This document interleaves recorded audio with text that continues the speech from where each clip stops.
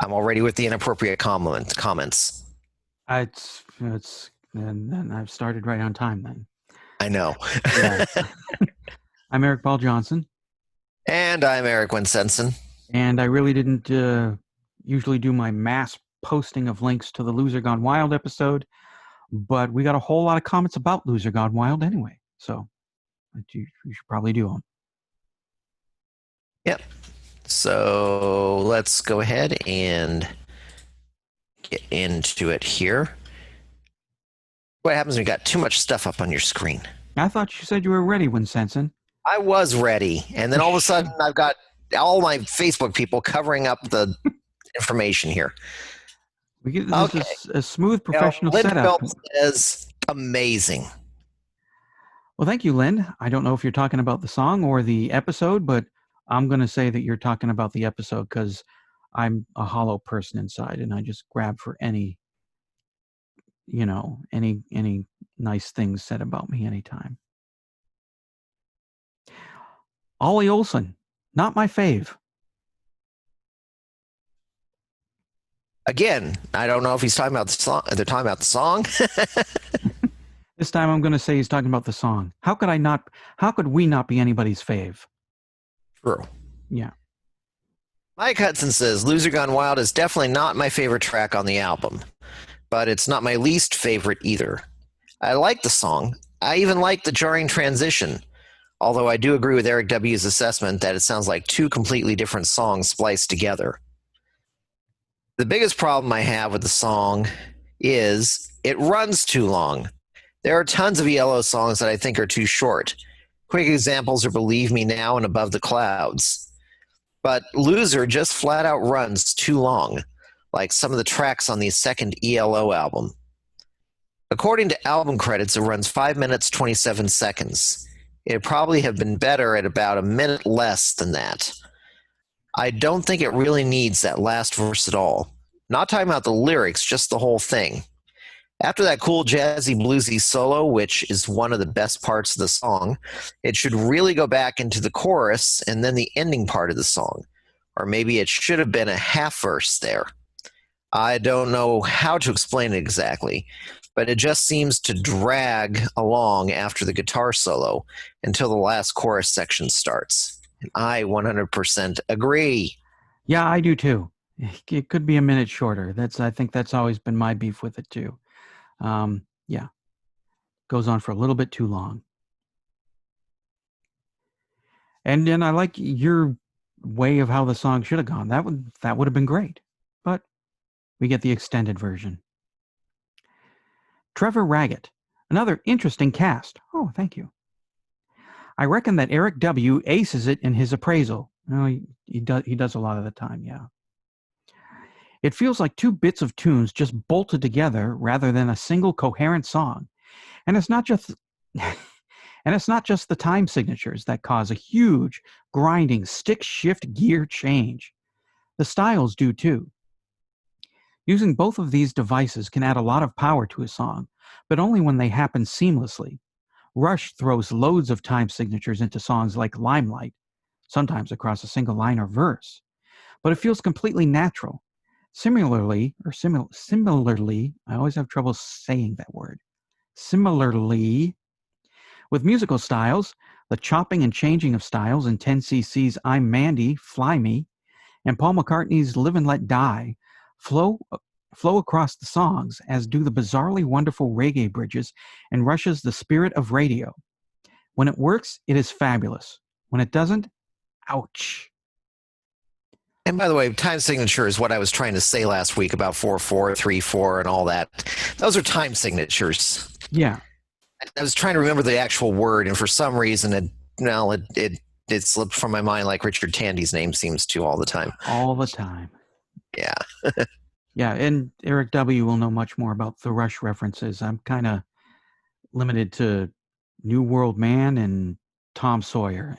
Well, New World Man was pretty much reggae throughout most, but no, Spirit of Radio has a part where it slows down and does a little bit of a reggae influence part. It's the part where he says, "In the words of the prophets were written on the studio walls," in concert halls, and then all of a sudden goes back into the driven guitar part of it, and then slows back down to that again, does another verse, and then back up into the main part of the song.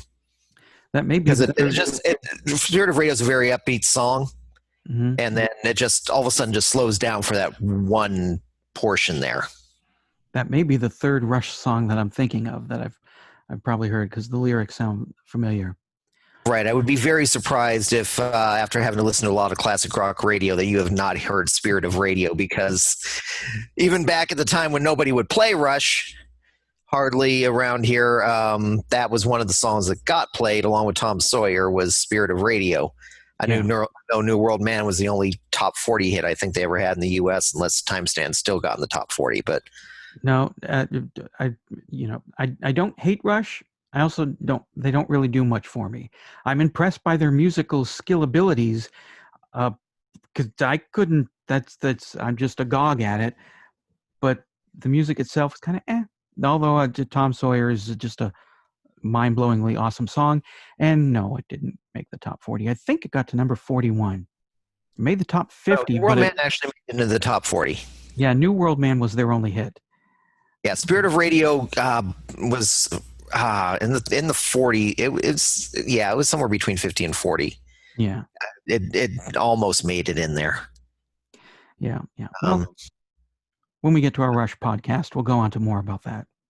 There are plenty of Rush podcasts. I don't think we need to do a separate Rush podcast. I'm pretty Even sure though I think if you listen to some of the older Rush stuff, you might appreciate it more, because you're like me. By the time we were old enough to start buying our own music, was right in the point where Rush started using all the '80s keyboard sounds and electronic drums and stuff for a while before they kind of switched back. So. That's why Tom Sawyer hooks me from the start. It's got that cool synth kind of thing going through it. But that's all real stuff in that. It's not like on the Big Money, where it's a lot of 80s synthesizer stuff. Yeah, me and Eric are about 2 weeks away from getting to Balance of Power, and Balance of Power is another point in my theory that proves that the mid 80s was not a good time for established groups. Especially if you're a bass player. Yeah. They wiped out every evidence that you existed in that mix. Mm-hmm. Anyway. Eric goes next. Yes, Eric goes next. Mm-hmm. Nicholas Sadlier says, I think the chorus is great. Isn't it supposed to sound like a complete transition, as it represents the depressed / miserable loser transforming into a different person and springing to life when night falls? I can see that. Jeff to Dave Scott Morgan. I want it to sound like stings on the song when you sing loser in the chorus. Can you do that? I guess he did. I never really thought of, I just know that Jeff sings everything, so I didn't notice a sting sounded like it at one part. Keith Andrew, it's a song about it's a song about drug taking. I'm going to stick with it's a song about somebody being really, really depressed and finding ways to and shifting in and out of that depression, but still the depression lingers on, because I can relate more to that than drug taking. I don't hear anything in there that tells me that it's a song about taking drugs. Yeah, and that also seems really out of character for Jeff to be doing a drug taking song. I also think with Jeff's lyric style, if you wanted to do a song about doing drugs, there wouldn't be metaphors. I guess that's true. Yeah, it would be a straight song. Probably within the background, is mixing in the background of his voice, either saying backwards or forwards are the names of different drugs as he goes along and sings. So, yeah, maybe. So I don't think there'd be any subtlety, basically. Yeah, because I'm thinking of Beatles Forever, and he is not subtle in that song.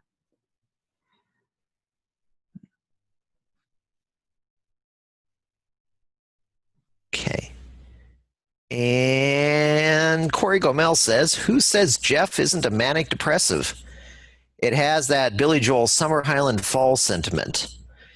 Even though the Beatles had a loser song, I'm a Loser, still had a bouncy beat, where Gone Wild trends towards the depressive side of things. It goes along with Jeff's not so subtle theme of secret messages. I'm done with E.L.O. What's next? I don't care what people say. Some things just can't be arranged. It's such an anti E.L.O. lyric. I imagine Lewis Clark heard this and said, well, Jeff just gave me the middle finger. It also stung as an E.L.O. fan hearing this. Where do you go from this as a fan? Was Jeff forced at gunpoint to put strings on songs before secret messages? He certainly sounded good and made a pile of money with arranged songs. And judging from the last 2 LPs he's made, some songs should be arranged. All that being said, I love the damn song. Back to my manic self." Yeah. Would be nice if the orchestra was back in the Electric Light Orchestra. Mark Jealous. I see this song as a I see this song as a contrast between night and day. During the day, Jeff is blue probably because of a broken romance. Mopey and depressed and alone in his room. At night, it's all different because he can go out and enjoy himself, drink, be merry, and hide his bad memories. Whether it is night or day, happy or melancholy, Jeff is still a loser gone wild because day by day, the memories are still there. Even if night by night, he can forget them for a while. It's like Groundhog Day.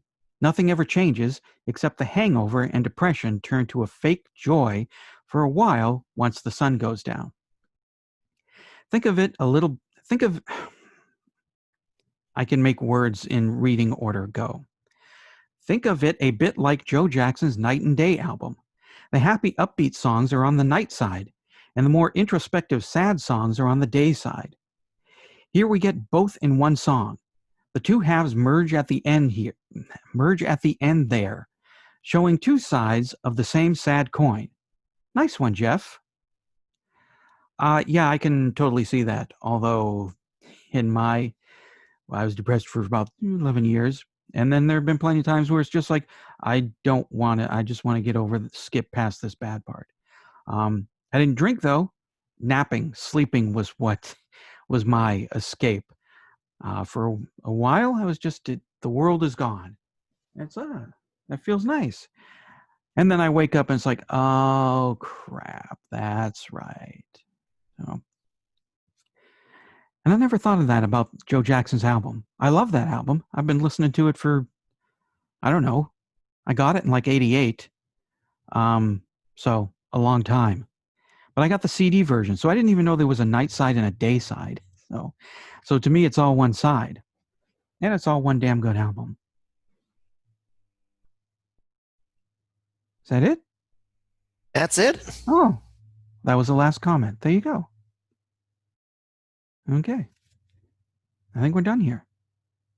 Yeah, we're done for a day. And so, unfortunately, sorry, ladies, you're going to have to go without our wonderful glowing faces for another week. There, you can boy. Well, here come the restraining orders again. Yeah, you can screen cap that. At least we're going to for you this time. Screen cap that, and if you want to look at the shiny faces. Shiny happy faces. Yep. There's also this for the ladies. Well. I think we're done here. Okay, well that just made the ladies like more ladies, yeah. So there is an upside. Remember which Eric it is. All right, we should probably go. Canceling on Twitter.